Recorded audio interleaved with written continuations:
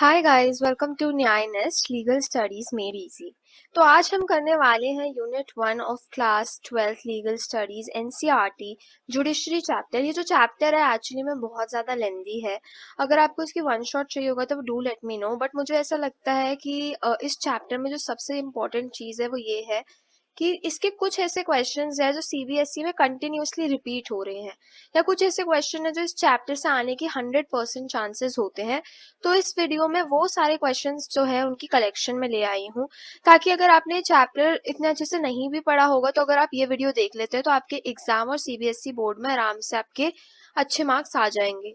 ठीक है, तो इसमें मोस्ट इंपॉर्टेंट क्वेश्चंस है एंड लेट्स स्टार्ट इट। तो बेसिकली एक ओवरऑल रिविजन भी आपके चैप्टर की इसमें हो जाएगी।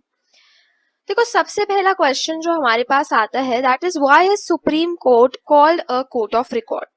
देखो यार, हमारे इंडिया में ना 3 तरह के कोर्ट होते हैं। एक होता है सुप्रीम कोर्ट, फिर हाई कोर्ट और district court and subordinates court, right. तो सुप्रीम कोर्ट सबसे टॉप लेवल यानी कि एपेक्स लेवल पे होता है और हाई कोर्ट भी एपेक्स लेवल के थोड़ा सा नीचे होता है। तो सुप्रीम कोर्ट को कोर्ट ऑफ रिकॉर्ड क्यों कहा जाता है, क्वेश्चन आया है। देखो, अब ये जो है ना आपके एनसीईआरटी के बुक में दिया हुआ है। Let me take highlighter. ठीक है, एनसीईआरटी के बुक में बॉक्स दिया हुआ है। कोर्ट ऑफ रिकॉर्ड का मतलब क्या है? देखो, कोर्ट ऑफ रिकॉर्ड का मतलब ये है कि एक ऐसा कोर्ट जिसकी जो भी जजमेंट्स होती है, जो भी प्रोसीडिंग्स होती है, वो परमानेंट रिकॉर्ड पे होती है। जैसे कि उसकी सारी चीजें या सारी जजमेंट तो जो दी जाती है वो रिकॉर्ड करी जाती है, वो एक बुक में लिखी जाती है। और अगर उसके जैसे सिमिलर केस अगर इन फ्यूचर कभी आता है तो वो जजमेंट को देखा जाता है, उसे रेफर करा जाता है। फॉर एग्जाम्पल सुप्रीम कोर्ट का लेते हैं। सुप्रीम कोर्ट के पास अगर कोई भी केस आता है जो कि बहुत ज्यादा इंपॉर्टेंट है और सुप्रीम कोर्ट उस पर कोई भी जजमेंट देता है, तो आगे बाय चांस अगर हाई कोर्ट में सपोज उसी टाइप का एक सिमिलर केस आता है तो सुप्रीम कोर्ट की जजमेंट को रेफर करा जाता है। ठीक है, तो क्वेश्चन है what is court of record. तो कोर्ट ऑफ रिकॉर्ड का मतलब ये है कि एक ऐसा कोर्ट जिसकी जजमेंट, प्रोसीडिंग, ये सारी जो है रिकॉर्ड करी जाती है, रिकॉर्ड करके रखी जाती है and has the power to impose penalties for the contempt. देखो, पेनल्टीज भी इम्पोज कर सकता है अगर सुप्रीम कोर्ट ने कोई जजमेंट दी and people are not obeying by it, right. अगर कोई हाई कोर्ट उसे नहीं समझ पा रहा है या फिर लोग जो है उससे अबाइड नहीं कर रहे हैं, तो वो पेनल्टीज इम्पोज कर सकता है कि आपने हमारी जजमेंट का कंटेम्प्ट करा है, यानी कि आपने उसे ढंग से समझा नहीं है, आप उसे मिसयूज कर रहे हैं या फिर आप उसको इतना मायने नहीं दे रहे हैं, इसलिए आपके ऊपर पेनल्टीज इम्पोज करी जा सकती है। ठीक है, और ये पावर क्या सिर्फ सुप्रीम कोर्ट के पास है? तो नहीं, ये पावर हाई कोर्ट के पास भी है। तो सुप्रीम कोर्ट को भी कोर्ट ऑफ रिकॉर्ड बोला जाता है और हाई कोर्ट को भी कोर्ट ऑफ रिकॉर्ड बोला जाता है, क्योंकि हाई कोर्ट की जजमेंट भी जो है वो परमानेंट रिकॉर्ड पे रखी जाती है। ठीक है, अब जब मैं कोर्ट ऑफ रिकॉर्ड का बोलती हूँ मतलब, तो मेरा मतलब ये है कि जो भी जजमेंट्स है, जो भी प्रोसीडिंग्स है, या जो भी एक्ट्स जो है सुप्रीम कोर्ट बोल रहा है या सुप्रीम कोर्ट ने दिया है कोई जजमेंट, तो वो रिकॉर्ड करी जाती है फॉर परपेचुअल मेमोरी, यानी कि वो कंटिन्यूसली रिकॉर्ड करी जाती है ताकि लोगों की मेमोरी में रहे, हमेशा के लिए वो रहे, और उसकी एविडेंशियरी वैल्यू होती है।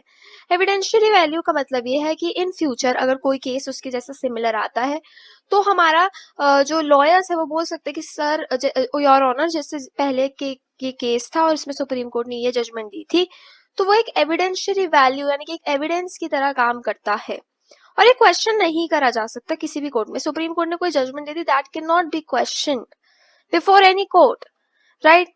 तो कोर्ट ऑफ रिकॉर्ड का मतलब ये है। और साथ ही साथ एक और मतलब है कि यार देखो, अगर कंटेम्प्ट ऑफ कोर्ट हुआ है, कंटेम्प्ट ऑफ कोर्ट का मतलब ये होता है कि कोई जजमेंट दी और लोग उसे फॉलो नहीं कर रहे हैं, कोई पर्सन उसे फॉलो नहीं कर रहा है, तो सुप्रीम कोर्ट उस पर पेनल्टी इम्पोज कर सकता है। अब वो पेनल्टी में क्या होता है, या तो सिंपल इम्प्रिजनमेंट यानी कि जेल में रख दिया जाता है 6 महीने के लिए, या फिर फाइन लगाया जा सकता है, या फिर दोनों दिए जा सकते हैं। ठीक है, और ये कंटेम्प्ट ऑफ कोर्ट की जो आर्टिकल है वो आर्टिकल 129 है। देखो, लीगल स्टडीज में one way to score 100 is that please include articles. ठीक है, लीगल स्टडीज में मतलब आंसर राइटिंग में आर्टिकल्स बहुत इंपॉर्टेंट है। सिमिलरली हाई कोर्ट के पास भी सेम पावर है जो सुप्रीम कोर्ट के पास है कि इसकी जजमेंट प्रोसीडिंग भी रिकॉर्ड करी जाती है, एविडेंशियरी वैल्यू होती है और पावर है कि ये कंटेम्प्ट ऑफ कोर्ट के लिए पनिशमेंट इम्पोज करे। ठीक है, तो ये क्वेश्चन आपका क्लियर होता है। Okay, so the next question is which were the first 4 high courts of India. ठीक है, अब देखो यार, हाई कोर्ट्स होते कितने हैं। सबसे पहली बात है कि अगर आपको कॉन्सेप्ट क्लियर करना है तो मैं बताती हूँ कि एक सुप्रीम कोर्ट होता है और हमारे हाई कोर्ट्स होते हैं 25 हाई कोर्ट्स।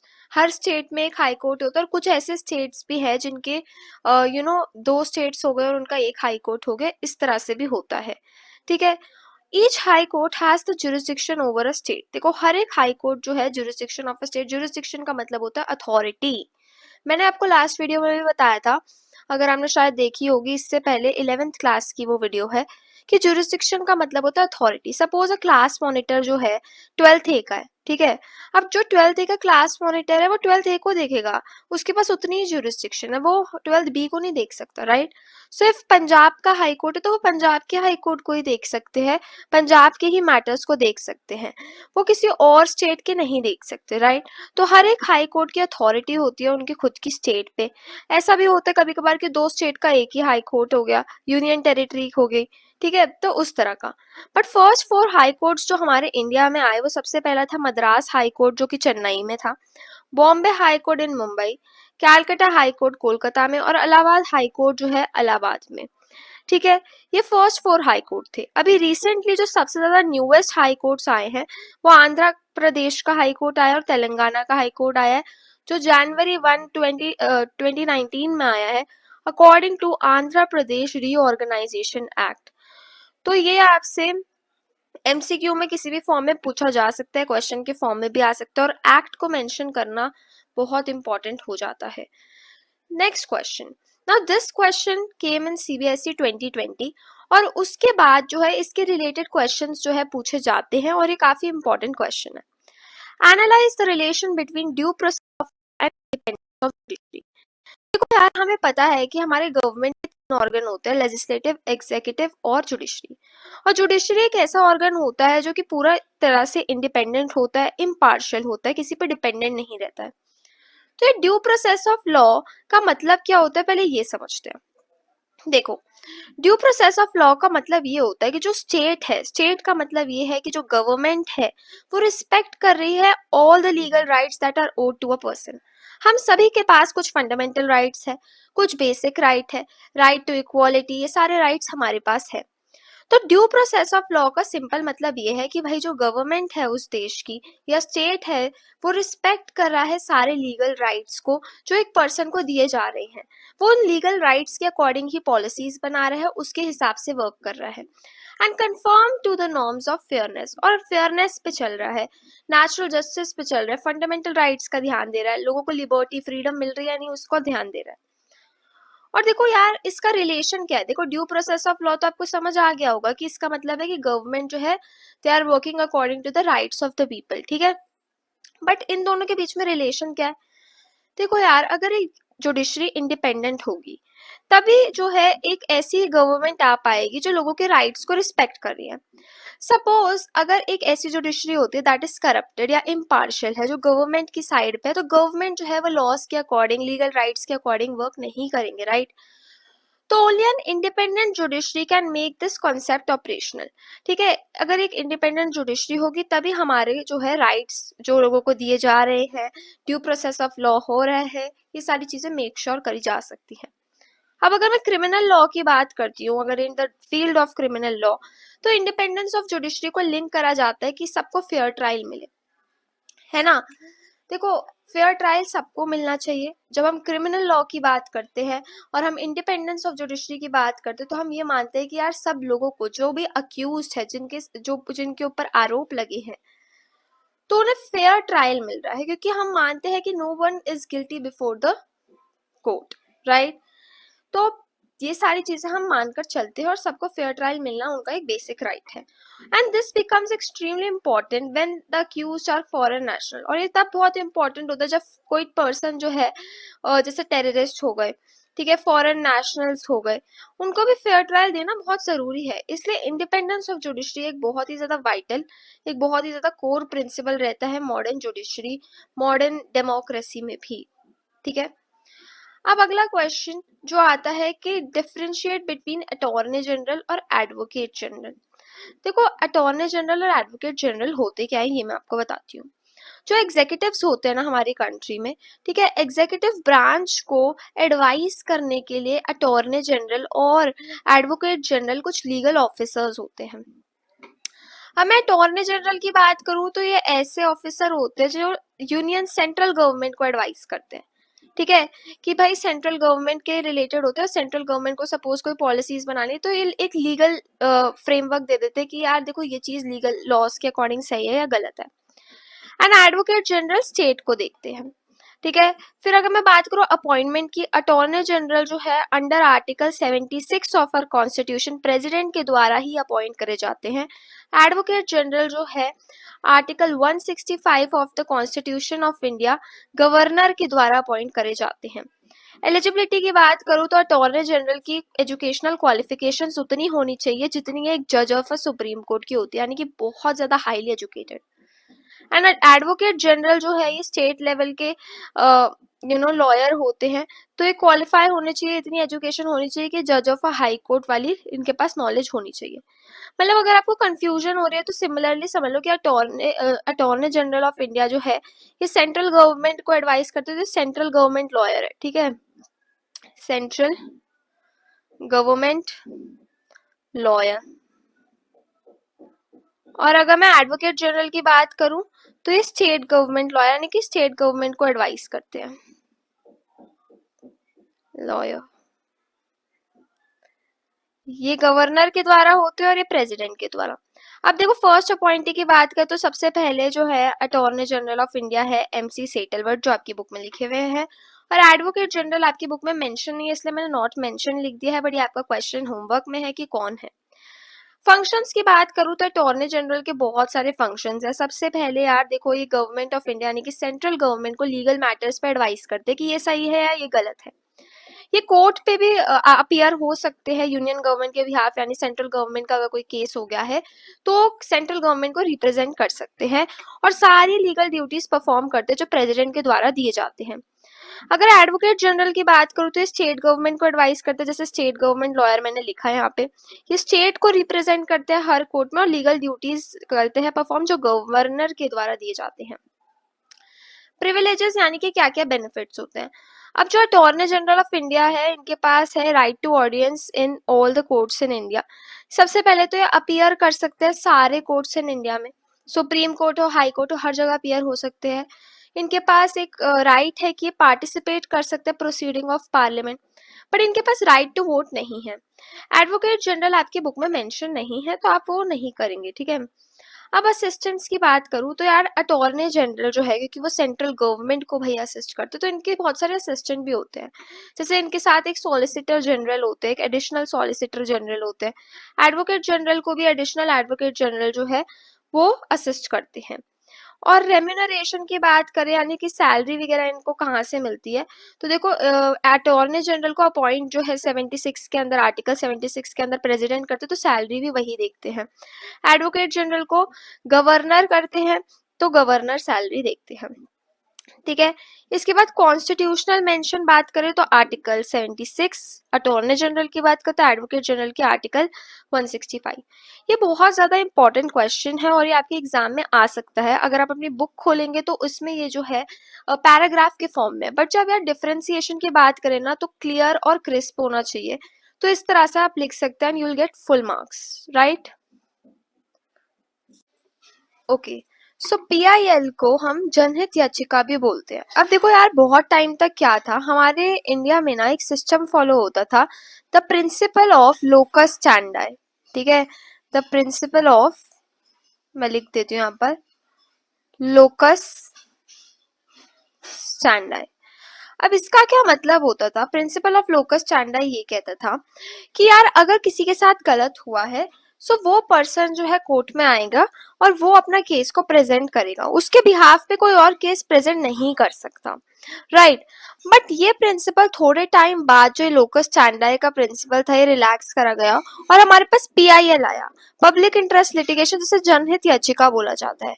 इसके अनुसार क्या होता है, इस प्रिंसिपल के अनुसार जो प्रिंसिपल ऑफ लोकस स्टैंडी था वो रिलैक्स करा गया और बोला गया कि सपोज अगर किसी के साथ गलत होता है और किसी और ने इस चीज को विटनेस करा यानी कि देखा है तो उसके बिहाफ पे वो भी केस लड़ सकते है, अगर वो मैटर पब्लिक इंपॉर्टेंस का है। ठीक है, तो जो PIL है basically it is non adversarial litigation, ठीक है, जिससे पार्टी ऑफ इंटरेस्ट बढ़ जाते हैं।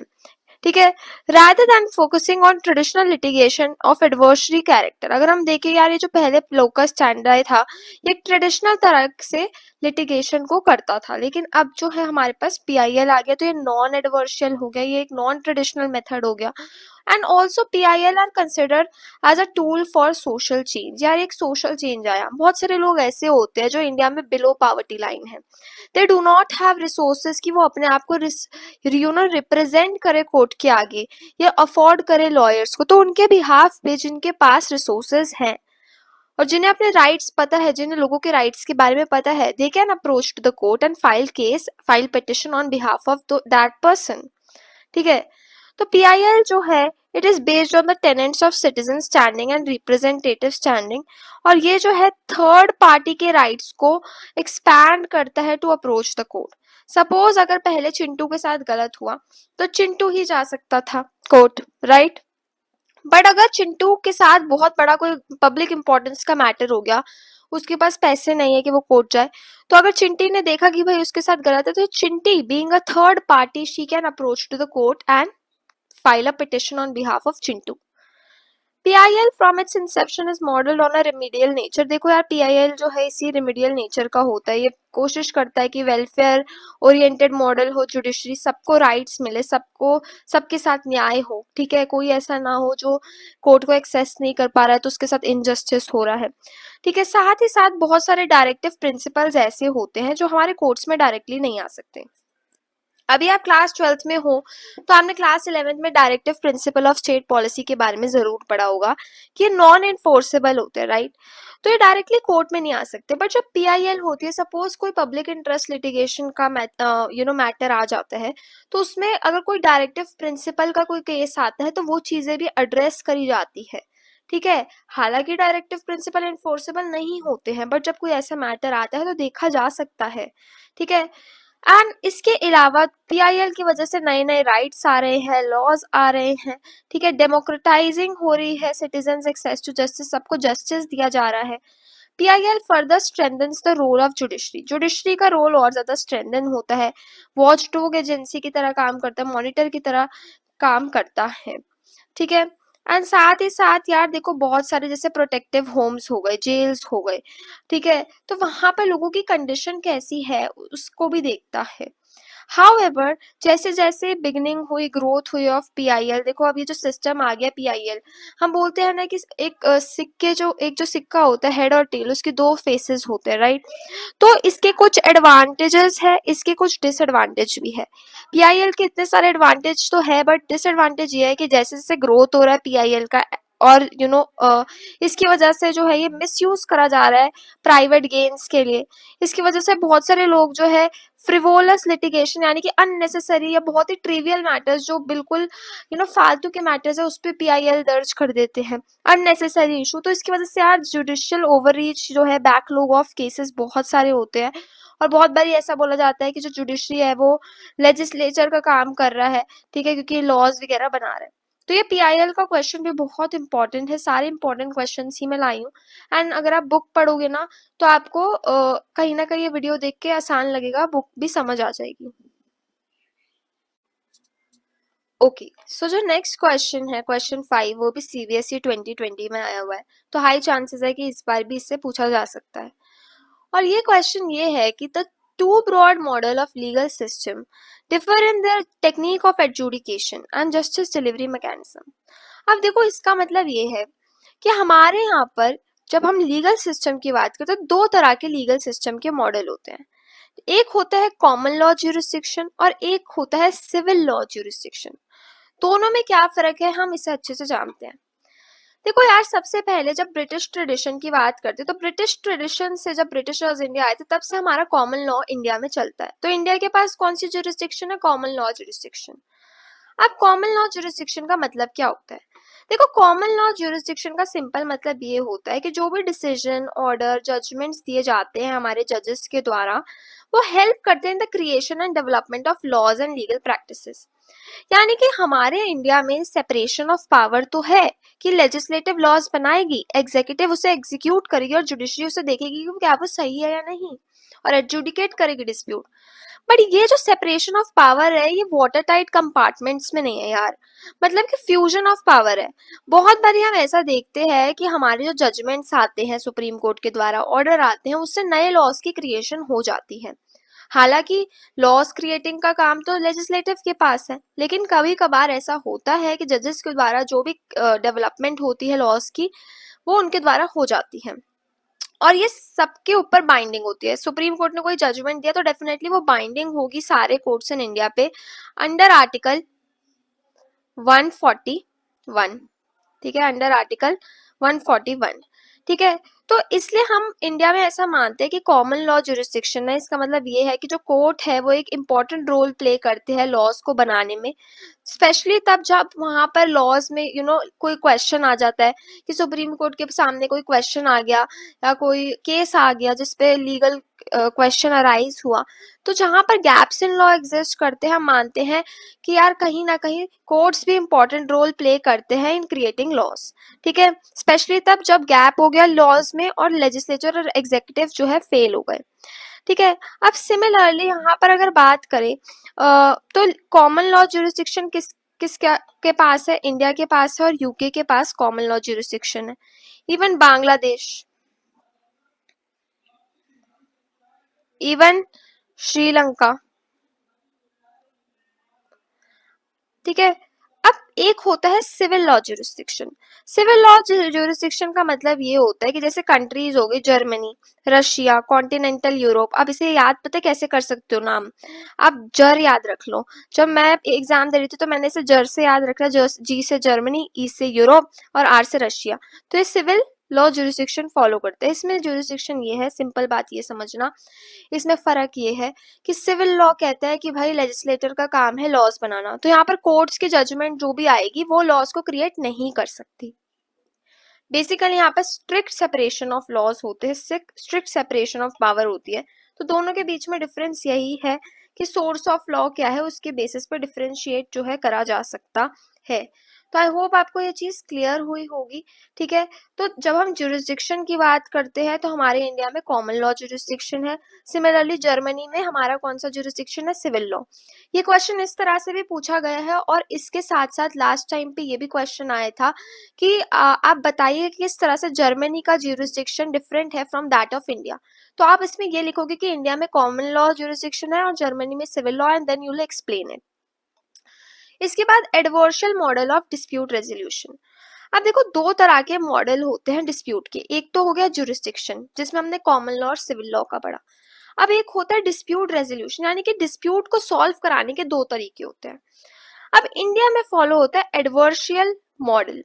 अब इंडिया में क्या होता है यार, देखो जब भी डिस्प्यूट होता है तो यहाँ पर जो लॉयर्स होते हैं वो क्या करते हैं, दो पार्टी होती है, ठीक है, और दोनों पार्टी जज के सामने जाती है, अपना केस को प्रेजेंट करती है, और साफ साफ क्या होता है, जो जज होते हैं वो न्यूट्रल होते हैं, वो इम्पार्शियल होते हैं, जजमेंट देते हैं जिसके पास ज्यादा एविडेंस है। तो बेसिकली इंडिया में एविडेंस को बहुत ज्यादा इंपॉर्टेंस दी जाती है और यही होता है एडवर्शियल मॉडल। एडवर्शियल मॉडल में क्या होता है कि बेसिकली जो रोल ऑफ लॉयर्स होता है ये बहुत ज्यादा इंपॉर्टेंट हो जाता है। दोनों अपोजिंग पार्टीज के जो लॉयर्स होते हैं केस को प्रेजेंट करते हैं बिफोर अ न्यूट्रल जज, यानी इम्पार्शियल जज के आगे, और जज जो है वो डिसीजन प्रोवाइड करते हैं based on merits of the case. Merits of the case यानी कि जिसके पास एविडेंस है वो जीतेगा। ठीक है, हो सकता है एक केस में यार हमें पता हो कि ये पर्सन तो गलत है, लेकिन यार एविडेंस जो है ना उसके हिसाब से होता है। तो इसमें एक लाइन कही जाती है कि जजेस do not decide a case by faith, they decided by a evidence. ठीक है, तो ये आप लाइन लिख सकते हो। तो बेसिकली ये हमारे इंडिया में एडवर्शियल तरीके से डिस्प्यूट को सॉल्व कराया जाता है। लेकिन बहुत सारी कंट्रीज में इंक्विजिटोरियल सिस्टम ऑफ लॉ चलता है। इंक्विजिटोरियल सिस्टम ऑफ लॉ ये कहता है कि यार यहाँ पे ना जजेस का रोल एक्टिव होता है। इंडिया में किसका रोल एक्टिव है, लॉयर्स का। यहाँ पे जजेस का रोल प्रोएक्टिव होता है, जजेस न्यूट्रल नहीं रहते हैं, साथ ही साथ न्यूट्रल रहने के साथ साथ ये क्या करते हैं, इंक्वायर भी कर सकते हैं और प्रॉपरली मैटर में इन्वेस्टिगेट कर सकते हैं जैसे एक पुलिस करते हैं। तो भाई रोल ऑफ लॉयर्स और रोल ऑफ जजेस के हिसाब से दोनों में डिफरेंशिएशन है। तो ये चीज आपको याद रखनी है कि जब मैं इंडिया की बात करूं तो इंडिया में कॉमन लॉ जुरिस्डिक्शन है, जर्मनी में सिविल लॉ जुरिस्डिक्शन है। इंडिया में एडवर्शियल मोड ऑफ डिस्प्यूट रेजोल्यूशन है, एडवर्शियल तरीके से कराई जाती है डिस्प्यूट सॉल्व, और जर्मनी में इंक्विजिटोरियल। तो ये क्वेश्चन आने के बहुत चांसेस है, तो इसे अच्छे से करके जाना, ठीक है। ओके, सो पीआईएल को हम जनहित याचिका भी बोलते हैं। अब देखो यार, बहुत टाइम तक क्या था हमारे इंडिया में ना, एक सिस्टम फॉलो होता था, the principle of locus standi, ठीक है। द प्रिंसिपल ऑफ, मैं लिख देती हूँ यहाँ पर, लोकस स्टैंडी। अब इसका क्या मतलब होता था, प्रिंसिपल ऑफ लोकस स्टैंडी ये कहता था कि यार अगर किसी के साथ गलत हुआ है, सो वो पर्सन जो है कोर्ट में आएगा और वो अपना केस को प्रेजेंट करेगा, उसके बिहाफ पे कोई और केस प्रेजेंट नहीं कर सकता, राइट। बट ये प्रिंसिपल थोड़े टाइम बाद, जो लोकस स्टैंडी का प्रिंसिपल था, ये रिलैक्स करा गया और हमारे पास पीआईएल आया, पब्लिक इंटरेस्ट लिटिगेशन, जिसे जनहित याचिका बोला जाता है। इसके अनुसार क्या होता है, इस प्रिंसिपल के अनुसार जो प्रिंसिपल ऑफ लोकस स्टैंडी था वो रिलैक्स करा गया और बोला गया कि सपोज अगर किसी के साथ गलत होता है और किसी और ने इस चीज को विटनेस करा यानी कि देखा है, तो उसके बिहाफ पे वो भी केस लड़ सकते हैं अगर वो मैटर पब्लिक इंपॉर्टेंस का है, ठीक है। तो जो पीआईएल है basically it is non adversarial litigation, ठीक है, जिससे पार्टी ऑफ इंटरेस्ट बढ़ जाते हैं, ठीक है, rather than focusing on traditional litigation of adversary character. अगर हम देखें यार, ये जो पहले लोकस स्टैंडी था ये ट्रेडिशनल तरह से लिटिगेशन को करता था, लेकिन अब जो है हमारे पास पीआईएल आ गया तो ये नॉन एडवर्शियल हो गया, ये एक नॉन ट्रेडिशनल मेथड हो गया। And also PIL are considered as a tool for social change. यार एक सोशल चेंज आया, बहुत सारे लोग ऐसे होते हैं जो इंडिया में बिलो पॉवर्टी लाइन है, they do not have resources कि वो अपने आप को रिप्रेजेंट करे कोर्ट के आगे या अफोर्ड करे लॉयर्स को, तो उनके बिहाफ पे जिनके पास रिसोर्सेज हैं और जिन्हें अपने राइट्स पता है, जिन्हें लोगों के राइट्स के बारे में पता है, they can approach to the court and file petition on behalf of that person, ठीक है। तो पीआईएल जो है it is based on the tenants of citizen standing and representative standing, और ये जो है थर्ड पार्टी के राइट्स को एक्सपैंड करता है to approach the court. Suppose अगर पहले चिंटू के साथ गलत हुआ तो चिंटू ही जा सकता था कोर्ट, राइट। बट अगर चिंटू के साथ बहुत बड़ा कोई पब्लिक इंपॉर्टेंस का मैटर हो गया, उसके पास पैसे नहीं है कि वो कोर्ट जाए, तो अगर चिंटी ने देखा कि भाई उसके साथ गलत है, तो Chinti being a third party she can approach to the court and file a petition on behalf of Chintu. PIL from its inception is modeled on a remedial nature। देखो यार PIL जो है इसी remedial nature का होता है, ये कोशिश करता है कि वेलफेयर ओरिएंटेड मॉडल हो, जुडिशरी सबको राइट्स मिले, सबको सबके साथ न्याय हो, ठीक है, कोई ऐसा ना हो जो कोर्ट को एक्सेस नहीं कर पा रहा है तो उसके साथ इनजस्टिस हो रहा है, ठीक है। साथ ही साथ बहुत सारे डायरेक्टिव प्रिंसिपल्स ऐसे होते हैं जो हमारे कोर्ट्स में डायरेक्टली नहीं आ सकते। अभी आप क्लास 12th में हो तो आपने क्लास 11th में directive principle of state policy के बारे में जरूर पढ़ा होगा कि ये नॉन एनफोर्सेबल होते हैं, राइट। तो ये डायरेक्टली कोर्ट में नहीं आ सकते, बट जब पीआईएल होती है, सपोज कोई पब्लिक इंटरेस्ट लिटिगेशन का मैटर आ जाता है, तो उसमें अगर कोई डायरेक्टिव प्रिंसिपल का कोई केस आता है तो वो चीजें भी एड्रेस करी जाती है, ठीक है। हालांकि डायरेक्टिव प्रिंसिपल एनफोर्सेबल नहीं होते हैं, बट जब कोई ऐसा मैटर आता है तो देखा जा सकता है, ठीक है।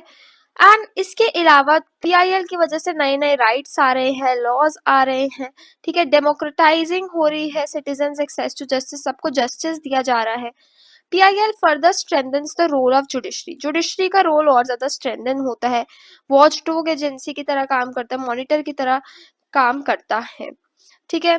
एंड साथ ही साथ यार देखो बहुत सारे जैसे प्रोटेक्टिव होम्स हो गए, जेल्स हो गए, ठीक है, तो वहां पर लोगों की कंडीशन कैसी है उसको भी देखता है। हाउएवर जैसे जैसे बिगनिंग हुई, ग्रोथ हुई ऑफ पीआईएल, देखो अब ये जो सिस्टम आ गया पीआईएल, हम बोलते हैं ना कि एक सिक्के जो एक जो सिक्का होता है हेड और टेल, उसके दो फेसेस होते हैं, राइट। तो इसके कुछ एडवांटेजेस है, इसके कुछ डिसएडवांटेज भी है। पीआईएल के इतने सारे एडवांटेज तो है, बट डिसएडवांटेज ये है कि जैसे जैसे ग्रोथ हो रहा है पीआईएल का, और इसकी वजह से जो है ये मिसयूज करा जा रहा है प्राइवेट गेन्स के लिए। इसकी वजह से बहुत सारे लोग जो है फ्रिवोलस लिटिगेशन यानी कि अननेसेसरी या बहुत ही ट्रिवियल मैटर्स जो बिल्कुल फालतू के मैटर्स है उस पर पीआईएल दर्ज कर देते हैं, अननेसेसरी इशू। तो इसकी वजह से यार जुडिशियल ओवररीच जो है, बैकलॉग ऑफ केसेस बहुत सारे होते हैं। और बहुत बारी ऐसा बोला जाता है कि जो जुडिशरी है वो लेजिस्लेचर का काम कर रहा है, ठीक है, क्योंकि लॉज वगैरह बना रहा है। तो ये पीआईएल का क्वेश्चन भी बहुत इंपॉर्टेंट है, सारे इंपॉर्टेंट क्वेश्चन ही मैं लाई हूँ। एंड अगर आप बुक पढ़ोगे ना तो आपको कहीं ना कहीं ये वीडियो देख के आसान लगेगा, बुक भी समझ आ जाएगी। अब 7th क्वेश्चन जो हमारे पास आता है वो बहुत ही ज्यादा इंपॉर्टेंट है और 100% चांसेस है कि एग्जाम में या फिर प्री बोर्ड्स में या आपके जो स्कूल के हो रहे हैं प्री में उसमें पूछा जाएगा। ये जो concept of independence of judiciary है and impartiality of Indian judiciary, it must be studied in conjunction as the aim at achieving the same goal of maintaining judicial integrity. मतलब सिंपल क्वेश्चन में ये पूछा गया है कि किस तरह से जो इंडिपेंडेंस है जुडिशरी की वो नेसेसरी है और इम्पार्शियलिटी किस तरह से मेंटेन करी जाती है जुडिशरी की, साथ ही साथ जो है जुडिशरी क्या क्या फंक्शंस परफॉर्म करती है, ये क्वेश्चन में पूछा गया है। तो ये आपके बुक में है। देखो सबसे पहले जुडिशरी की जो इंडिपेंडेंस है, it is link to its role as a watch dog in democracy. यार देखो डेमोक्रेसी में जुडिशरी जो है एक वॉच डॉग की तरह काम करती है। ये देखती है कि system of check and balance है या नहीं। अगर इसे लग रहा है कि लेजिस्लेचर कोई ऐसा लॉ बना रही है जो फंडामेंटल राइट के अगेंस्ट है तो जुडिशरी उसे कैंसिल कर देती है, वॉच डॉग की तरह काम करती है, कुछ गलत नहीं होने देती, ठीक है। और सिमिलरली जुडिशरी जो है यार मीडिएटर की तरह काम करता है। मीडिएटर की तरह काम करता है मतलब ये कि एक तो कोई भी डिस्प्यूट अराइज हो रहा है तो उसे सॉल्व कराता है, लड़ाई झगड़ा हो गया भाई सॉल्व कराता है।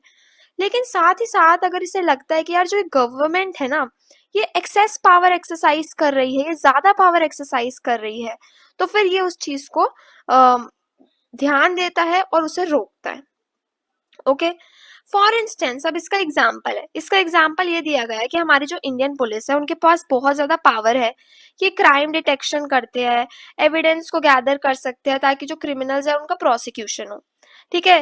और ऐसा हर पुलिस करती है कि भाई वो इंटेरोगेशन वगैरह करते हैं और एविडेंस वगैरह गैदर करते हैं। बट इसके साथ साथ कुछ राइट्स ऐसे भी हैं जो हमारे कॉन्स्टिट्यूशन में राइट ऑफ एक्यूज्ड के पास है। राइट ऑफ एक्यूज्ड का मतलब होता है ऐसे लोग जिनके ऊपर इल्जाम लगा हुआ है, हमें नहीं पता वो गिल्टी है या नहीं बट उन्होंने कोई क्राइम का उनपे एलिगेशन लगा हुआ है, ठीक है। तो इंडियन पुलिस के पास ये पावर जरूर है कि यार वो एविडेंस गैदर करे, क्राइम डिटेक्शन करे, लेकिन हमारे जो अक्यूज है उनके पास भी ये पावर है कि एक accuse can not be coerced into giving statement appointing to his or her guilt, ठीक है। Article 20 clause 3 of Indian constitution ये कहता है कि no person accused of any offence shall be compelled to be witness again himself. यानी कि police इतना तो कर सकती है कि वो गैदर कर रही है एविडेंस, वो इंटेरोगेशन कर रही है, लेकिन आर्टिकल 20 क्लॉज 3 के अंदर पुलिस ये नहीं कर सकती कि किसी पर्सन को जबरदस्ती बोले कि तुम अपना गुनाह कबूल करो, ठीक है, ये चीज नहीं हो सकती है। और इसी को जो है हम अगर एक शॉर्ट टर्म में और एक बेटर टर्म में बोले जो आप लिखोगे मार्क्स और टीचर खुश हो जाएगी, इसको बोलते हैं राइट अगेंस्ट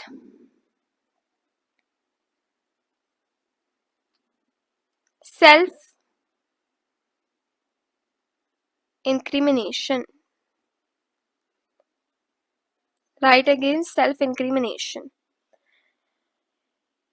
ठीक है, कि किसी पर्सन को जो है ये नहीं बोला जा सकता कि भाई आप अपने खिलाफ ही विटनेस बन जाओ, यानी कि अपने आप को जो है गलत प्रूफ करो जबरदस्ती, ये चीज नहीं बोला जा सकता, ठीक है। जुडिशरी जो है तब जो है स्टेप इन करती है, तो जुडिशरी का सबसे बड़ा काम ये होता है कि वॉचडॉग की तरह काम करती है, चेक एंड बैलेंस मेंटेन करती है, मीडिएटर। कोई एक्सेस पावर एक्सरसाइज कर रहा है तो गलत है। पुलिस की पावर ये है कि वो इंटेरोगेट करे, वो करे, बट वो किसी को फोर्स नहीं कर सकती कि तुम अपना गुनाह जो है कबूल करो, ये चीज नहीं बोल सकती। सेकेंड चीज ये है कि जो ये जुडिशरी है यार ये इंश्योर करता है कि जो हमारे कॉन्स्टिट्यूशन में फ्रीडम लोगों को दी हुई है कि freedom to speak in public, freedom to assemble, ठीक है, ये जो फ्रीडम दी हुई है इसको जो है इंटरप्रेट करा जाए, ठीक है, सही तरीके से कॉन्स्टिट्यूशन के हिसाब से। इनफैक्ट जुडिशरी जो है कोई भी एक्सटर्नल प्रेशर से लोगों को फ्री रखती है, इन्हें फ्रीडम इंश्योर करती है, कोई लड़ाई झगड़ा होता है तो उन्हें रोकती है, कोई कॉन्फ्लिक्ट हो गया उसे देखती है। एंड मोस्ट इंपॉर्टेंटली है कि जुडिशरी जो है it acts as a guardian of fundamental right. Fundamental right हमारे पार्ट 3 ऑफ इंडियन कॉन्स्टिट्यूशन में है अंडर आर्टिकल 12 to 35। और जो फंडामेंटल राइट है ये सबको मिलने चाहिए क्योंकि ये मूल्य अधिकार होते हैं। तो अगर किसी पर्सन को फंडामेंटल राइट वॉयलेट हो रहा है, सपोज किसी पर्सन का फंडामेंटल राइट वॉयलेट हो रहा है, तो आर्टिकल 32 के अंदर उनके पास ये पावर है कि भाई वो जा सकते सुप्रीम कोर्ट और बोल सकते कि हमारा वॉयलेशन ऑफ फंडामेंटल राइट हुआ, और जुडिशरी का काम है कि वो गार्डियन की तरह वो सेफ गार्ड करेंगे उनके फंडामेंटल राइट्स को।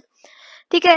एंड इंडिपेंडेंस ऑफ जुडिशरी जो है ये हमारा तब हमने इम्पोर्टेंस दी थी, तब ये कार्व्ड आउट हुआ था जब फॉर्मेशन ऑफ इंडियन कॉन्स्टिट्यूशन हो रहा था और जब हमारा इंडिया फ्यूडल से डेमोक्रेटिक ऑर्डर में ट्रांजिशन हो रहा था, तो हमें रियलाइज हुआ कि इंडिपेंडेंस ऑफ जुडिशरी देना भी इक्वली इंपॉर्टेंट है। साथ ही साथ हमारे जुडिशरी की वजह से हमें बहुत सारे राइट्स दिए गए हैं। जैसे जब हम सिविल एंड पॉलिटिकल राइट्स की बात करते हैं तो right to life, right to freedom and all, आप ये देख सकते हैं। सिमिलरली हमारे पास इकोनॉमिक, सोशल, कल्चरल राइट्स भी प्रोवाइडेड है कि हम कोई रिलीजन को प्रैक्टिस कर सकते हैं। ठीक है। प्रोटेक्शन होता है ऑफ इंटरेस्ट ऑफ माइनॉरिटी। ठीक है। ये सारे राइट्स हम लोगों के पास है। अगला ये है कि यार देखो जो इंडिपेंडेंट और इम्पार्शियल जुडिशरी होता है ना, वो ये सारे रोल को ढंग से परफॉर्म कर सके। अगर कोई हमारा जुडिशरी जो है इंडिपेंडेंट नहीं होगा, इम्पार्शियल नहीं होगा, तो फिर वो ये परफॉर्म नहीं कर पाएगा इतने सारे फंक्शन। अब सपोज करते हैं आर्टिकल 21। आर्टिकल 21 का मतलब क्या होता है? Right to life and personal liberty, right. But जब हमारे कोर्ट में केसेस आए तो हमारे कोर्ट ने बोला कि यार देखो right to life and personal liberty में बहुत चीजें आती है। उन्होंने बोला कि जो स्ट्रीट वेंडर है इनके पास राइट है कि ये स्ट्रीट्स पे जो है अपने प्रोडक्ट सेल कर सकते हैं, क्योंकि that is link to livelihood. ये जो है स्ट्रीट में प्रोडक्ट सेल करेंगे उससे पैसा कमाएंगे। और राइट टू लाइवलीहुड जो है ये राइट टू लाइफ के अंदर आते हैं, क्योंकि कोई पर्सन बिना लाइवलीहुड के तो जी नहीं सकता। ठीक है। तो सुप्रीम कोर्ट ने जो है ये भी बोला कि जो पर्सन स्पेशली एजेड है, डिसेबल्ड है, पुअर सेक्शन ऑफ सोसाइटी से बिलोंग करते हैं, तो इनके पास राइट टू फूड है, ये भी राइट टू लाइफ में ही आता है। तो over a period of time ये आर्टिकल 21 के अंदर बहुत सारी चीजें डालते गए। ठीक है। और इन्होंने बोला कि स्टेट की रिस्पॉन्सिबिलिटी है कि आर्टिकल 21 के अंदर ये डिसेबल्ड, एजेड और डेस्टिट्यूट यानी पुअर सेक्शन ऑफ सोसाइटी को फूड प्रोवाइड करे। ठीक है। तो ये सारी चीजें ये देखते हैं, और इसकी जो है इंटरप्रिटेशन अलग अलग तरीके से होती है, क्योंकि यार देखो हर एक लॉ जो होता है ना उसके बहुत अलग अलग तरीके से इंटरप्रेट करा जा सकता है। हम सभी के अपने ओपिनियंस होते हैं। मैंने कोई एक स्टेटमेंट बोल दी, आप उसे अलग तरीके से इंटरप्रेट करोगे, मैं उसे अलग तरीके से, हो सकता है कि मेरा इंटेंशन कुछ अलग होगा। तो इंटरप्रिटेशन अलग अलग तरीके से होती रहती है, और over a period of time जब हम बात करते हैं तो आर्टिकल 21 के अंदर बहुत सारी चीजें ऐड कर दी गई, जैसे राइट टू लाइवलीहुड बोला गया कि राइट टू लाइफ का पार्ट है, राइट टू फूड बोला गया, राइट टू एजुकेशन बोला गया कि भाई अगर बच्चे को एजुकेशन नहीं दी जा रही तो वो आगे कैसे कमाएगा, तो राइट टू लाइफ उसे डिनाई करा जा रहा है फिर तो इंडिपेंडेंस ऑफ जुडिशरी जो है, जैसे कि मैंने आपको पहले भी बताया, it is vital for the respect of due process of law. ठीक है। ड्यू प्रोसेस ऑफ लॉ के लिए बहुत ज्यादा इंपॉर्टेंट है, एक इंडिपेंडेंट जुडिशरी होना बहुत ज्यादा इंपॉर्टेंट है, एंड ट्रायल देना बहुत इंपॉर्टेंट है। और इंडिपेंडेंस ऑफ जुडिशरी दस एक विटल और कोर प्रिंसिपल है इन मॉडर्न डेमोक्रेसी। तो ये क्वेश्चन बहुत इंपॉर्टेंट है, और ये क्वेश्चन जो है 5 मार्क्स का डायरेक्ट आ सकता है, क्योंकि आपको पता चल रहा है कि इसमें कंटेंट लिखने को बहुत ज्यादा है। एंड सबसे बड़ी बात यह है कि SQP में आया है 2023 से 24 में, दैट मीन्स उसके बाद ये क्वेश्चन रिपीट नहीं हुआ, तो हो सकता है कि आपका इस बार ही पूछ लिया जाए। अब इसके बाद ये क्वेश्चन बहुत इंपॉर्टेंट है। ठीक है। ये लास्ट टू लास्ट ईयर आया हुआ है। Independence of judiciary is crucial to ensure independence of judiciary, sorry इसमें कुछ स्टेटमेंट में शायद गलत हो गया। तो इस क्वेश्चन में ये पूछा गया है कि जो इंडिपेंडेंस ऑफ जुडिशरी है वो तो नेसेसरी है, हम सभी को अभी पता है कि भाई जुडिशरी इतने सारे फंक्शन परफॉर्म करता है, तो इंडिपेंडेंस नेसेसरी है। बट ये बताओ कि हमारे कॉन्स्टिट्यूशन में ऐसे कौन से प्रोविजंस है जो जजेस की इंडिपेंडेंस को मेंटेन करके रखते हैं या फिर इम्पार्शियलिटी मेंटेन करके रखते हैं। देखो जजेस की ना इंडिपेंडेंस बहुत ज्यादा होती है। सबसे पहले जजेस जो है इनके पास होता है सिक्योरिटी ऑफ टेन्योर, यानी कि ये जो है रिटायरमेंट एज इनकी जो होती है वो काफी ज्यादा होती है, एंड साथ ही साथ इन्हें रिटायरमेंट एज से पहले कोई हटा नहीं सकता। तो सिक्योरिटी ऑफ टेन्योर, अब जैसे हाई कोर्ट जजेस के जो रिटायरमेंट एज है 62 है, सुप्रीम कोर्ट के जज की रिटायरमेंट एज 65 है, ठीक है। और साथ ही साथ जजेस को ना, ताकि इम्पार्शलिटी मेंटेन रहे, जजेस को अलाउ नहीं है to practise as advocate in same and equivalent court. इसका मतलब ये है कि सपोज राम है, ठीक है, अब जो राम है वो सुप्रीम कोर्ट का जज हुआ करता था, हाई कोर्ट का, पंजाब के हाई कोर्ट का जज हुआ करता था। अब वो रिटायर हो गया, उसकी 62 एज हो गई है, बट वो चाहता है कि वो फ्री ना रहे, वो कोई काम करे, तो एडवोकेट की तरह वो प्रैक्टिस उसने दोबारा स्टार्ट कर दी। अब वो पंजाब के हाई कोर्ट में दोबारा प्रैक्टिस नहीं कर सकता, क्योंकि एक टाइम में यार वो उधर जज था, वहां के सारे लोग उसे जानते होंगे, तो ताकि इम्पार्शलिटी मेंटेन रहे, इस वजह से क्या करा जाता है कि वो सेम जगह प्रैक्टिस नहीं कर सकता, लेकिन वो सुप्रीम कोर्ट में प्रैक्टिस कर सकता है। ये चीज जो है इंश्योर करती है कि जो भी जजेस पहले के रह चुके हैं, ठीक है, मतलब किसी तरह से इम्पार्शलिटी ना हो। सेकंड बात ये होती है कि जजेस को रिमूव करना यार इतना ज्यादा इजी नहीं होता, जज बहुत ही मुश्किल से बना जाता है, और अभी तो सुप्रीम कोर्ट ने जजमेंट दे दी है कि पहले 3 साल की प्रैक्टिस करनी पड़ेगी, तो इट्स लाइक कि प्रोसीजर बहुत डिफिकल्ट होता है, जज बनना कोई आसान काम नहीं होता। तो जितना मुश्किल जो है जज बनना होता है, उतना ही मुश्किल जज को हटाना भी होता है, क्योंकि जजेस सिर्फ 2 चीजों पे ही हटाए जा सकते हैं। सबसे पहला प्रूवन मिसबिहेवियर, कि भाई मिसबिहेवियर हो रहा है, और दूसरा बात इनकैपेसिटी, के जज जो है ढंग से संभाल नहीं पा रहे हैं, ठीक है। तीसरी चीज तीसरी चीज ये होती है कि जो सैलरीज है एंड अलाउंस ऑफ द जजेस आर फिक्स। देखो जो सैलरीज होती है ना जजेस की, ये फिक्स्ड होती है। कंट्री में कैसी भी सिचुएशन आ जाए, इमरजेंसी की सिचुएशन आ जाए, इनकी सैलरी चेंज नहीं होती है। और ऐसा नहीं है कि लेजिस्लेचर जो है वो इनकी सैलरी देते हैं, इन्हें जो है सैलरी कहाँ से मिलती है। देखो जो सुप्रीम कोर्ट के लोग होते हैं, जजेस होते हैं, उन्हें कंसोलिडेटेड फंड ऑफ इंडिया से अपनी सैलरी मिलती है, और जो हमारे हाई कोर्ट के जज होते हैं उन्हें कंसोलिडेटेड फंड ऑफ स्टेट। और इनके जो सैलरी होते हैं, एमोल्यूमेंट्स होते हैं, चेंज नहीं करे जा सकते, अगर कोई इमरजेंसी आ गई तब भी नहीं, इनकी सैलरी हमेशा वही रहती है, फिक्स्ड रहती है। चौथी चीज कि even the judicial conduct of जजेस कैन नॉट बी डिस्कस्ड। अब ये चीज समझने की कोशिश करना, द कंडक्ट ऑफ जजेस कैन नॉट बी डिस्कस्ड, किसी भी जज के बारे में बात नहीं करी जा सकती किसी भी लेजिस्लेचर या पार्लियामेंट की मीटिंग में, ठीक है, एक्सेप्ट तब जब इम्पीचमेंट हो रहा हो, कि भाई जज को जो है हटाना हो, उसका नोटिस पास हो रहा है, उसके अलावा जजेस के कंडक्ट की जज ये अच्छा है या नहीं है, ये सारी चीजें नहीं हो सकती हैं। सुप्रीम कोर्ट के पास ये पावर है कि वो अपने आप को एस्टैब्लिश करे, अथॉरिटी और कंट्रोल करे, उनके पास अथॉरिटी हो उसके ऊपर। और साथ ही साथ सुप्रीम कोर्ट के जजेस जो है, ये ऑफिसर्स वगैरह स्टाफ को सुप्रीम कोर्ट के अपॉइंट कर सकते हैं। तो इसी वजह से जो इंडिपेंडेंस ऑफ जुडिशरी है, ये सारे प्रोविजंस इंश्योर करते हैं कि हमारी जो जुडिशरी है वो इंडिपेंडेंट रहे, इम्पार्शियल रहे। ओके, सो जो नेक्स्ट क्वेश्चन है बहुत इंपॉर्टेंट क्वेश्चन है, एंड इसका कॉन्सेप्ट समझना जरूरी है, क्योंकि जब आप इसे एनसीईआरटी बुक से भी पढ़ेंगे तो आपको फिर ये आराम से लर्न हो जाएगा। मेन आपको इसके आर्टिकल्स और हेडिंग याद रखनी है, राइट।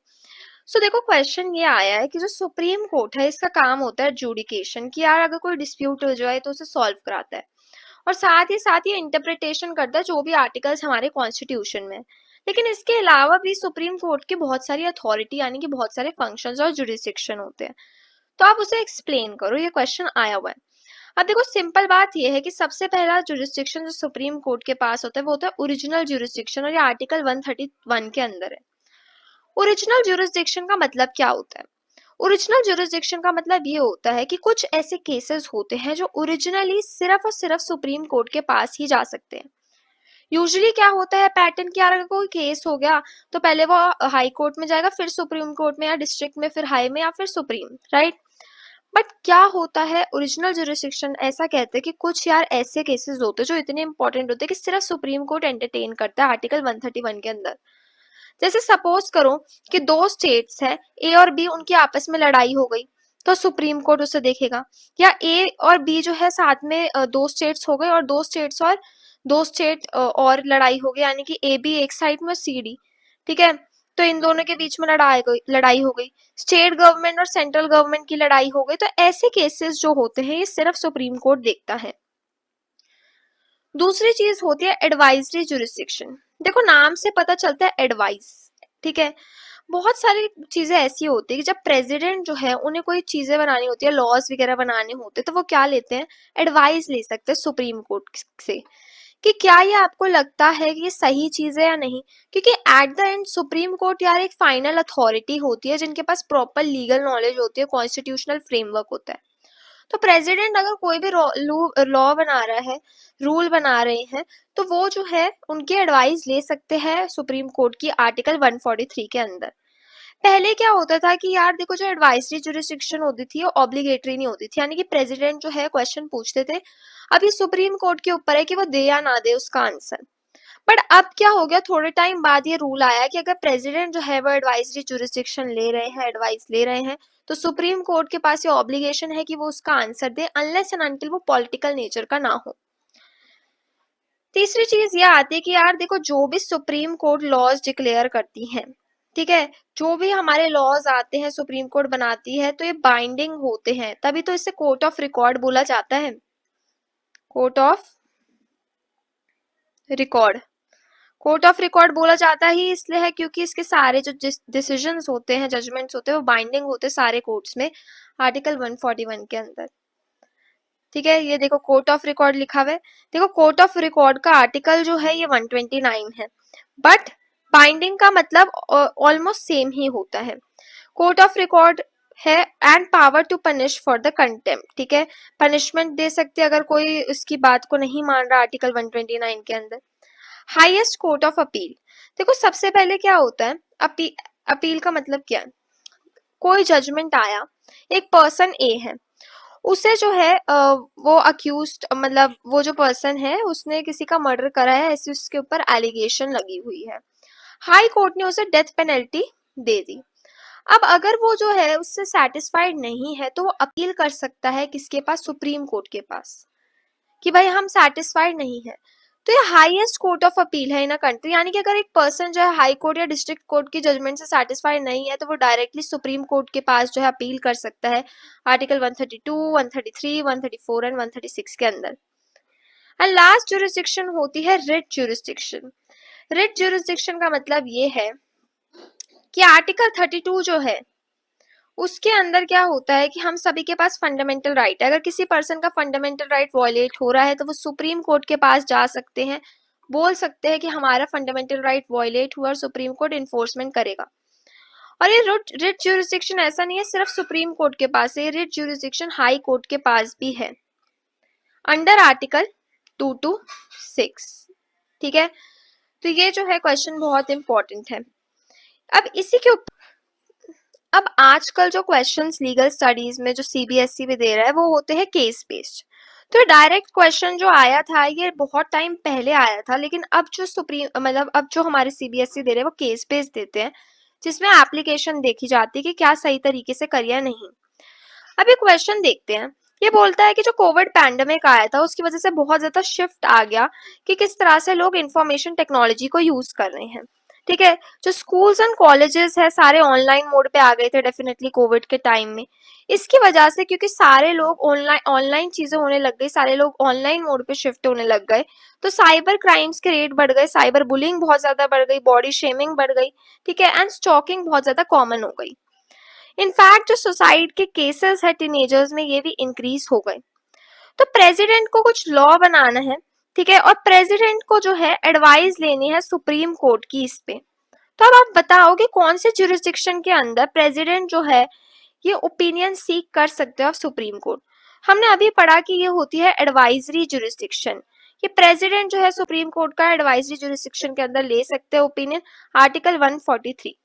तो आंसर भी वही है कि आर्टिकल 143 के अंदर of Indian constitution supreme court के पास एडवाइजरी जुरिस्डिक्शन है। और जब एक प्रेसिडेंट जो है सुप्रीम कोर्ट से एडवाइस लेता है तो उसे बोला जाता है, उस टर्म को बोला जाता है प्रेसिडेंशियल रेफरेंस।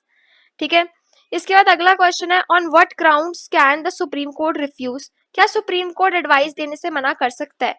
तो सुप्रीम कोर्ट मना तभी कर सकता है जब कोई पॉलिटिकल नेचर का क्वेश्चन पूछा जाए या फिर कोई सोशियो इकोनॉमिक नेचर का क्वेश्चन पूछा जाए, ठीक है, या फिर कोई क्वेश्चन वेग हो जाए। अब देखो ये क्वेश्चन जब बच्चे एग्जाम में देखते हैं तो वो डर जाते हैं कि अरे यार ये तो इतना बड़ा क्वेश्चन है, बट इसका आंसर कितना ज्यादा सिंपल था। मतलब कॉन्सेप्ट वही रहते हैं बट केस बेस्ड होते हैं। सिमिलरली इस पे एक और ये क्वेश्चन आया, अभी ये सीबीएसई 2016 में आया, फिर 2022 और 23 के सैम्पल क्वेश्चन पेपर में आया, मैंने पूरे एनालाइज करके आपको दिए क्वेश्चन। तो इसमें बोला गया है कि आइडेंटिफाई करो और एक्सप्लेन करो which type of jurisdiction will be applied. ठीक है, अब सबसे पहले अगर डिस्प्यूट आ गई है between two states in India regarding the sharing of waters, मैंने बताया था कि ओरिजिनल जुरिस्डिक्शन में आता है। अगर कोई दो स्टेट्स के बीच में लड़ाई हो जाती है, सेंट्रल गवर्नमेंट या स्टेट गवर्नमेंट के बीच में लड़ाई होती है, तो ये होता है ओरिजिनल जुरिस्डिक्शन। ठीक है, और ओरिजिनल जुरिस्डिक्शन आर्टिकल 131 के अंदर दिया जाता है। The President of India refer a matter of public importance to supreme Court. अब प्रेसिडेंट ऑफ इंडिया एडवाइस ले रहे हैं कुछ पब्लिक इंपॉर्टेंस के मैटर पे, तो ये किस पे आता है, ये एडवाइजरी जुरिस्डिक्शन में आता है। ठीक है, और एडवाइजरी जुरिस्डिक्शन कौन सा आर्टिकल है, आर्टिकल 143। इस मेथड को प्रेसिडेंशियल रेफरेंस बोला जाता है जब प्रेसिडेंट एडवाइस लेते हैं। उसके बाद आता है a civil appeal was filed by mister Rajan in Supreme Court of India for which certificate to appeal not granted by the High Court. अब देखो अपील आ रहा है, अपील से ही पता चल रहा है कि एक पर्सन रजन है, उसको हाई कोर्ट से सेटिस्फैक्शन नहीं मिली, तो वो जो है सुप्रीम कोर्ट में अपील फाइल कर रहे हैं, तो एपीलेट जुरिस्डिक्शन आता है। तो ये क्वेश्चन केस बेस्ड होते हैं आजकल। ठीक है, अब ये क्वेश्चन भी सीबीएसई में पूछा गया है, 2 मार्कर में क्वेश्चन आया है, और ये जो है बुक के बीच में से आया, बिल्कुल इसे छोड़ देते हैं बच्चे, लेकिन ये आया है तो ये बहुत इंपॉर्टेंट है। इसका मतलब ये है explain the role of regulators.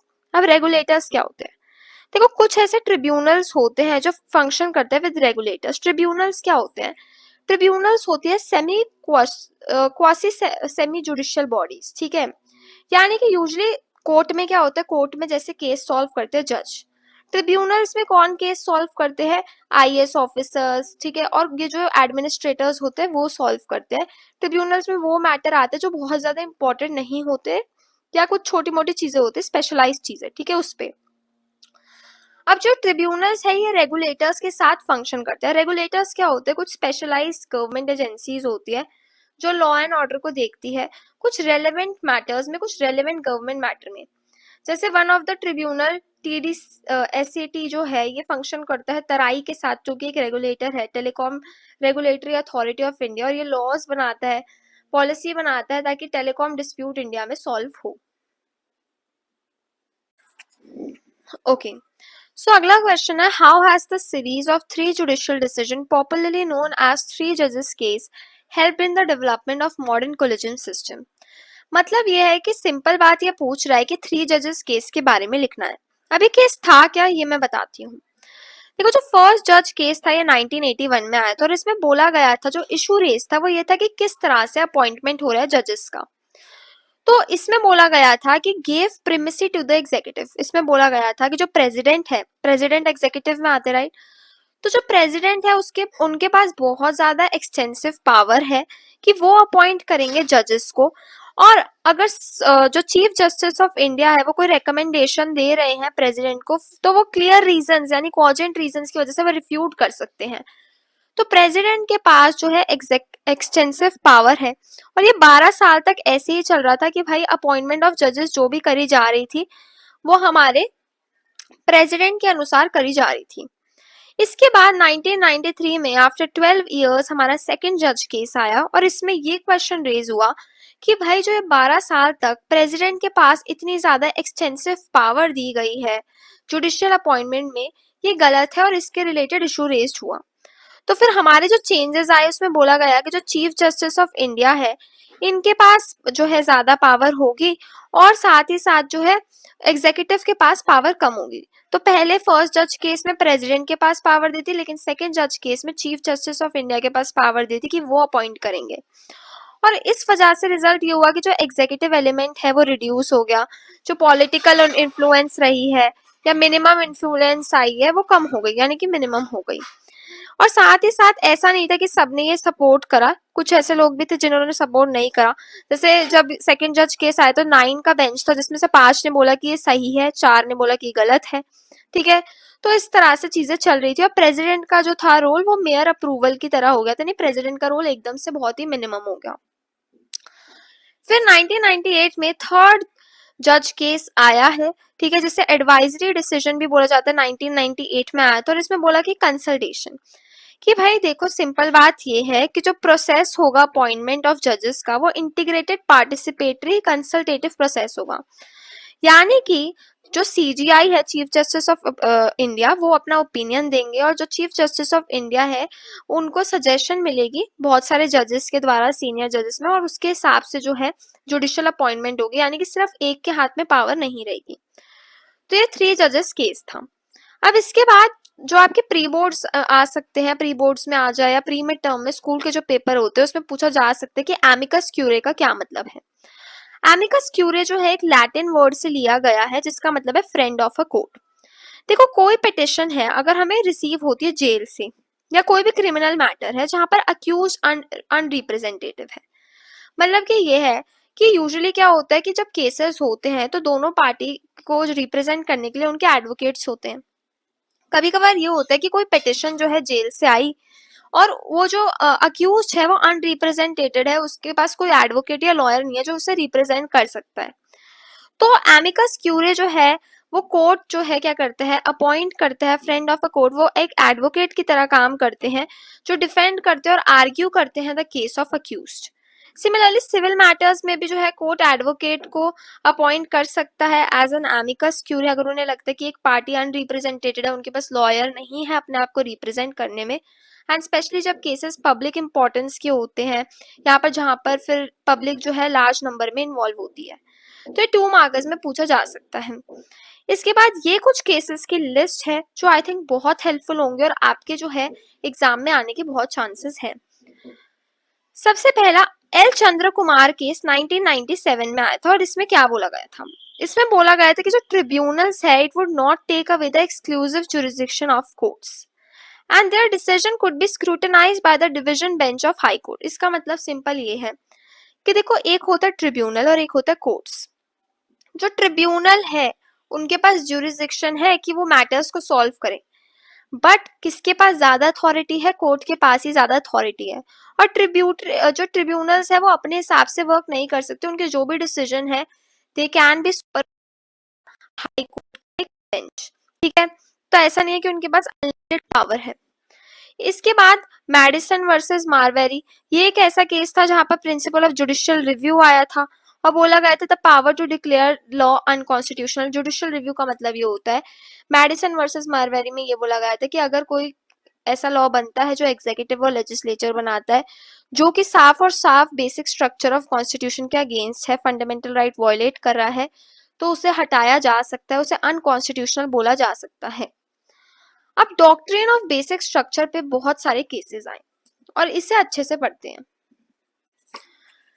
Okay, so Shankari Prasad versus union of India 1951 में केस आया था और सुप्रीम कोर्ट ने बोला कि यार देखो जो पार्लियामेंट है ना, इनके पास पावर है कि हमारे कॉन्स्टिट्यूशन में चेंजेस कर सकते हैं अंडर आर्टिकल 368। और क्योंकि पार्लियामेंट के पास ये पावर है कि भाई ये 368 के अंदर कॉन्स्टिट्यूशन में चेंजेस कर सकते हैं, तो फंडामेंटल राइट्स को भी चेंज कर सकते हैं।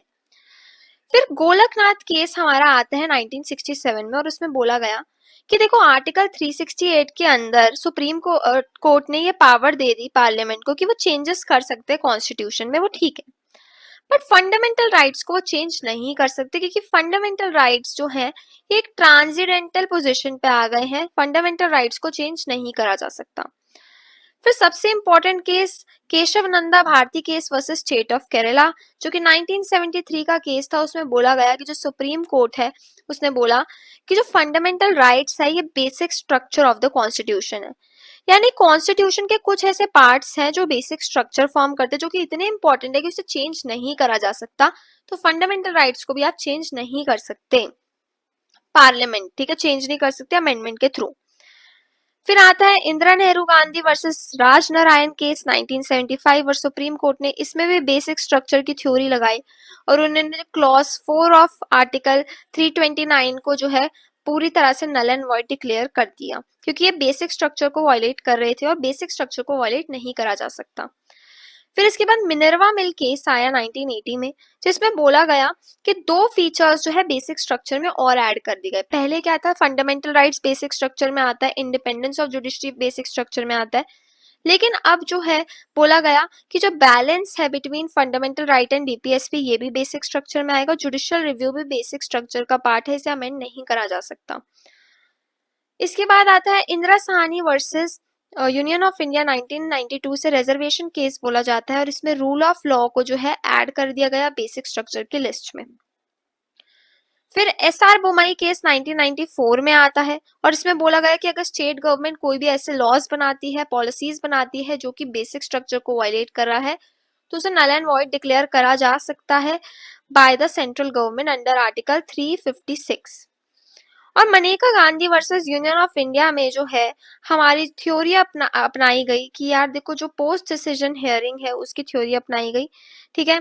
तो ये सारे जो केसेस है इस पे क्वेश्चन 100% आता है, 5 मार्क्स का आ सकता है कि बताओ कौन कौन से केसेस है जिसमें डॉक्ट्रिन ऑफ बेसिक स्ट्रक्चर की बात करी गई है। तो आप मेडिसन मारवारी, शंकरी प्रसाद, गोलकनाथ, केशव नंदा ये केसेस के बारे में लिखेंगे एंड दिस इज टोटली आपको लर्निंग वाला है, इसलिए मैं इसमें ज्यादा कुछ समझा नहीं सकती। ओके, सो ये क्वेश्चन सीबीएसई 2018 में आया है। ये बोलते हैं कि जो प्रियांश है वो एक एडवोकेट है जो कैलकाटा हाई कोर्ट में प्रैक्टिस कर रहे हैं और ये चाहते हैं कि चीफ जस्टिस बन जाए हाई कोर्ट के। तो आप स्टेप्स बताइए कि किस तरह से अपॉइंटमेंट होता है जजेस का। तो देखो हमारे यहाँ पे कोलिजियम मॉडल फॉलो करा जाता है, तो क्वेश्चन सिंपली पूछ रहे हैं कि आप अपॉइंटमेंट ऑफ जजेस बताएं। देखो हमारे यहाँ पे जो कोलिजन मॉडल फॉलो करा जाता है उसके अनुसार जो अपॉइंटमेंट ऑफ जजेस होती है सुप्रीम कोर्ट की वो इस तरह से होती है कि जो चीफ जस्टिस ऑफ इंडिया, जो करंट वाले चीफ जस्टिस ऑफ इंडिया है, प्लस 4 सीनियर मोस्ट जजेस, ठीक है।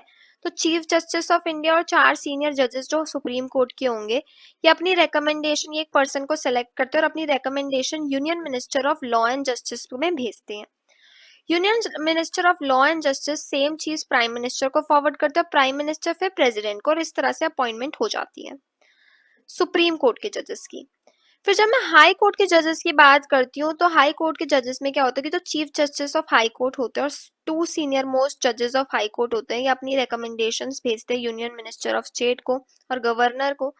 गवर्नर फिर इसे भेजता है union minister of law and justice को, फिर इसे फॉरवर्ड करा जाता है चीफ जस्टिस ऑफ इंडिया के पास एंड 2 जजेस ऑफ सुप्रीम कोर्ट के पास।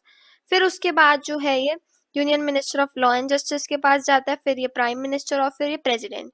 ये क्वेश्चन आपके एग्जाम में आने के बहुत ज्यादा चांसेस है, तो प्लीज ऐसे अच्छे से समझ लेना क्योंकि हो सकता है कि मेरे बोलने से आपको कंफ्यूजन लगे, बट आप एक बार ही इसे ब्रेक कर कर 2 बार ही पढ़ेंगे तो आपको आराम से समझ आ जाएगा, लर्निंग वाला है इसमें, ठीक है। और इसके बाद अगर मैं बोलूं तो यार देखो एक जज जो है चीफ जस्टिस ऑफ इंडिया कौन बनता है? चीफ जस्टिस ऑफ इंडिया वो बनता है जो कि सबसे सीनियर मोस्ट जज होते हैं, ठीक है। तो सबसे सीनियर मोस्ट जज होते हैं वो चीफ जस्टिस ऑफ इंडिया बनते हैं, तो सीनियोरिटी बहुत ज्यादा मैटर करती है। इसके अलावा जो जज है अगर मैं बात करूँ तो Collegium model considers the relative merit of those judges advocates in the zone of consideration for elevation with reference to their judgment and cases. तो जजमेंट एंड केसेस के हिसाब से कोई एक पर्सन कितना ज्यादा पोटेंशियल है, उसमें कितना सीनियर है, उस हिसाब से सीनियोरिटी ऑफ अ जज डिटरमाइन करी जाती है और वो चीफ जस्टिस ऑफ इंडिया बनता है, ठीक है। नेक्स्ट क्वेश्चन आता है कि इम्पीचमेंट कैसी करी जा सकती है एक जज की और क्या क्या स्टेप्स होते हैं। देखो यार इम्पीचमेंट जो है वो डेफिनेटली करी जा सकती है, मैंने आपको पहले ही बताया है। Sorry let me go back, मैं पेन लेती हूँ, ठीक है। इम्पीचमेंट जो है एक जज को हटाना बहुत डिफिकल्ट है, लेकिन एक जज को हटाया जा सकता है जब वो मिसबिहेवियर करे या फिर इनकैपेसिटी उनकी प्रूफ करे। सबसे पहला स्टेप होता है कि notice for the motion of removal of जजेस। अगर एक जज को रिमूव करना है तो एक नोटिस बनेगा कि भाई हमें एक नोटिस लिखना होगा कि रिमूवल करना है हमें जज का, ठीक है। बट ये हम नहीं करेंगे, लेजिस्लेचर। अब जो ये नोटिस है डेफिनेटली पार्लियामेंट के किसी हाउस में भी अराइज हो सकता है, लेकिन इसे अप्रूवल चाहिए होता है, यानी लोकसभा के डेफिनेटली 100 मेंबर्स को इसे अप्रूव करना पड़ेगा और स्पीकर को साइन करना पड़ेगा, और फिर इस नोटिस को राज्यसभा के 50 मेंबर्स को अप्रूव करना होगा, साइन करना होगा चेयरमैन को। इसके बाद जो है कॉन्स्टिट्यूशन ऑफ इंक्वायरी कमेटी, इसके बाद एक इंक्वायरी कमेटी आती है। जब ये नोटिस आ जाता है तो उसके बाद जो स्पीकर ऑफ लोकसभा है एक कॉन्स्टिट्यूशन की इंक्वायरी कमेटी रखते हैं आर्टिकल 3(2) ऑफ जजेस इंक्वायरी एक्ट 1968 के अंदर, और इन्वेस्टिगेट करते हैं, ठीक है, प्रॉपर तरीके से। फिर उसके बाद जो इंक्वायरी रिपोर्ट होती है वो सबमिट होती है, प्रॉपर एविडेंसेस गैदर करे जाते हैं कि जजेस ने क्या मिसबिहेवियर करा, या फिर क्या इनकैपेसिटी है। फिर उसके बाद जो है ये प्रेसिडेंट के द्वारा साइन होता है। फिर आर्टिकल 124 क्लॉज 4 के अंदर जो एक जज है वो हटा दिए जाते हैं। और आज तक अगर मैं बात करूं तो 5 बार ये ऐसा हुआ है कि 5 बार in the history of Supreme Court of India जो ये मोशन है, इम्पीचमेंट का मोशन, ये इनिशिएट हुआ है, राइट। अब इसके बाद जो क्वेश्चन आता है वो ये है कि the power of judicial reviews available to supreme court and high court of India. ठीक है, in light of the statement explain the judicial review. अब देखो यार, जुडिशियल रिव्यू क्यों जरूरी है ये देखते हैं। और सबसे पहले जुडिशियल रिव्यू की वजह से फेयरनेस कैसे मेंटेन करी जाती है। हम बोलते हैं ना कि यार जुडिशियल रिव्यू होगा तो फेयरनेस होगा। अब देखो जुडिशियल रिव्यू का मतलब मैं आपको बताती हूँ। जब मैं जुडिशियल रिव्यू की बात करती हूँ तो जुडिशियल रिव्यू का सिंपल मतलब ये है कि अगर लेजिस्लेचर या एग्जीक्यूटिव कोई भी ऐसा एक्ट बना रही है या कुछ ऑर्डर वगैरह कर रही है जो कि लोगों के फंडामेंटल राइट्स के अगेंस्ट है या कॉन्स्टिट्यूशन के बेसिक स्ट्रक्चर के अगेंस्ट है, तो जो हमारा सुप्रीम कोर्ट है वो डेफिनेटली उसे डिक्लेयर कर सकता है, ऐसे लॉ को नल एंड वॉइड यानी खत्म कर सकता है। तो ये जो जुडिशियल रिव्यू की पावर है ये हाई कोर्ट के पास भी है और सुप्रीम कोर्ट के पास भी है। और इसकी वजह से बहुत सारी इंपॉर्टेंट चीजें मेंटेन रहती है, जैसे फेयरनेस मेंटेन रहती है, रूल ऑफ लॉ मेंटेन रहता है। और जो जुडिशियल रिव्यू है किस किस मैटर्स में करा जा सकता है, जैसे एडमिनिस्ट्रेटिव एक्शन, कोई एडमिनिस्ट्रेटर ने जैसे एग्जीक्यूटिव ने कोई लॉ बना दिया उस पे। और ये किस प्रिंसिपल्स पे चलता है, ये इंश्योर करता है कि आप प्रिंसिपल ऑफ लेजिटिमेट एक्सपेक्टेशंस पे चले, reasonableness, principal of natural justice adopt किया जाए। ठीक है, और इसी की वजह से जब हम एग्जीक्यूटिव एक्शन की बात करते तो principle of quid pro quo of judicial review was applied by the court system to give relief to the Sikar.